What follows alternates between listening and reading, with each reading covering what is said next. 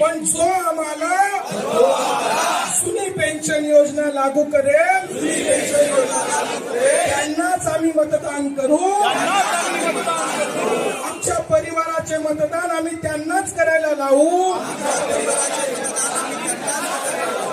आमच्या कुटुंबाचे, नातलगांचे, मित्रांचे मतदान आम्ही जो आम्हाला पेन्शन देईल त्यालाच करायला लावू. हे शपथपूर्वक सांगतो.